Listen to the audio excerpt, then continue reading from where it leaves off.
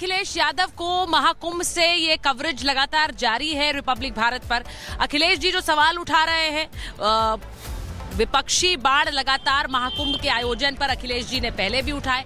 एक बार फिर से आज मंत्रिमंडल की बैठक है और यहां महाकुंभ में योगी कैबिनेट की बैठक चल रही है, जिसके बाद एक प्रेस कॉन्फ्रेंस होगी। उसके बाद संगम में डुबकी लगाएगा पूरा मंत्रिमंडल। लेकिन अखिलेश यादव कह रहे हैं कि ये सियासत है और इसका धार्मिक आयोजन से कोई मेल नहीं है, इसको अलग रखने की जरूरत है। तो ये तस्वीर इस वक्त महाकुंभ से है। यहाँ पर लोगों का, श्रद्धालुओं का आना जारी है। उन्होंने इससे पहले ये भी बात उठाई थी कि वीआईपी मूवमेंट होता है तो आम लोगों को दिक्कतें होती हैं, लेकिन आज सोचिए मंत्रिमंडल का मूवमेंट है, वीआईपी मूवमेंट है और यहाँ पर उसके साथ साथ जो स्नान है, जो आम लोग पहुंच रहे हैं वो भी स्नान करेंगे। और संगम से एक तस्वीर बड़ी दिलचस्प आएगी, क्योंकि संगम में एक तरफ योगी मंत्रिमंडल स्नान करेगा, लेकिन उसी दौरान जो आम लोगों के लिए स्नान है वो भी जारी रहेगा। तो वो तस्वीर बहुत दिलचस्प होगी। हम थोड़ी देर में आपको दिखाएंगे जब वहां से वो तस्वीर आएगी। लेकिन इस वक्त मैं आपको दिखा रही हूं कि कैसे कुंभ में एक तरफ स्नान भी जारी है और दूसरी तरफ कैबिनेट की बैठक भी जारी है।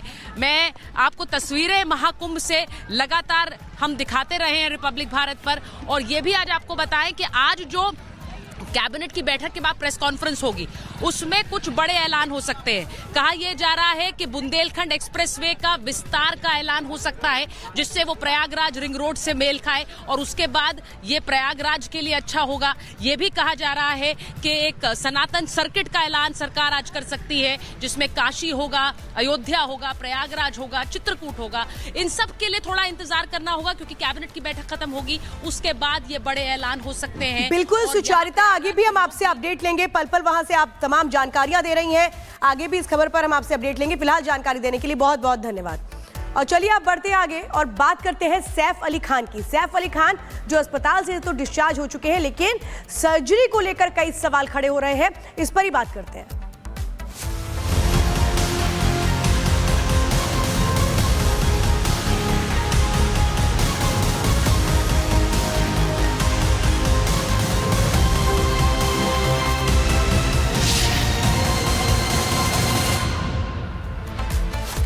तो इस वक्त आपको बताते हैं कि डिप्टी सीएम महाराष्ट्र के उनका बयान सामने आ गया है, क्योंकि सैफ अली खान के डिस्चार्ज होने के साथ सर्जरी को लेकर के, उनकी ट्रीटमेंट को लेकर कई सवाल खड़े हो रहे थे। अब इस पर डिप्टी सीएम का बयान सामने आ गया है।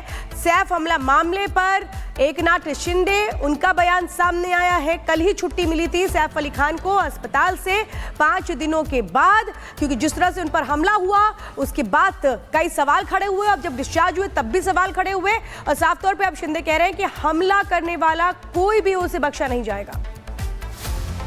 मैं सैफ अली खान को शुभकामनाएं देता हूं, बधाई देता हूं। उनकी प्रकृति जल्द से जल्द ठीक हो जाए और फिर से वो अपने कारोबार में, अपने रोजाना जो काम है उनका, वो फिर से अपने फिल्म इंडस्ट्री में काम करे, ऐसी शुभकामनाएं देता हूँ। आरोपी है वो बांग्लादेशी पाया गया है, वो कोई भी हो, किसी को भी नहीं छोड़ेंगे हम, क्योंकि ये मुंबई सुरक्षित रखना, महाराष्ट्र सुरक्षित रखना हमारी सरकार की जिम्मेदारी है।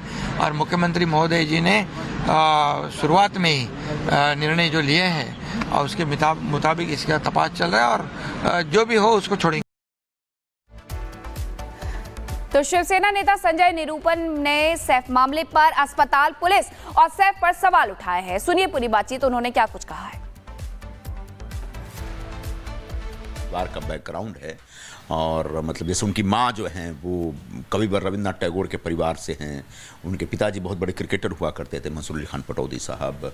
फिर वो जिस परिवार के दामाद है वो इस film industry, Hindi film industry का एक बहुत बड़ा परिवार है।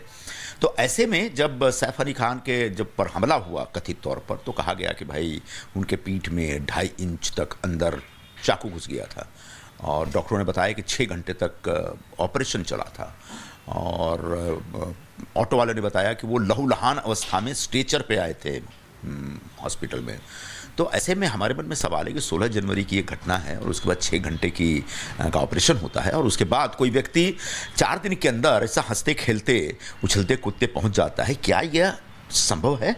तो मेडिकल फ्रेटर्निटी से ही मेरा एक सवाल है।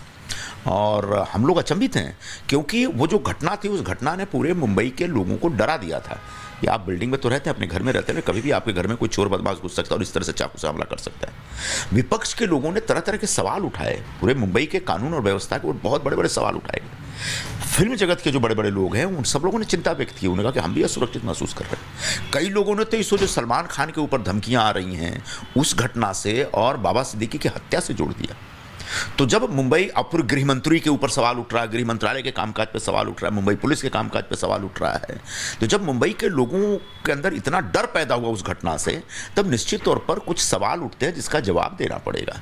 और पहली जिम्मेदारी तो पुलिस की है, मुंबई पुलिस को जवाब देना पड़ेगा। और उसके साथ साथ मुझे लगता है जो करीना कपूर खान कह रही हैं कि स्टॉप दिस नॉनसेंस और ये हमारा परिवार का मामला है, नहीं, सिर्फ परिवार का मामला नहीं है और ये एक प्राइवेट मामला अब नहीं है। वहाँ अपराध हुआ है, बड़ी घटना घटी है जिससे पूरे मुंबई के कानून और व्यवस्था पे सवाल उठा है और मुंबई के लोग डरे हैं, घबराए हैं। बिल्डिंग में रहने वाले लोग को भी समझ में नहीं आ रहा है कि वो अब कितने सुरक्षित है। ऐसे में उस परिवार की भी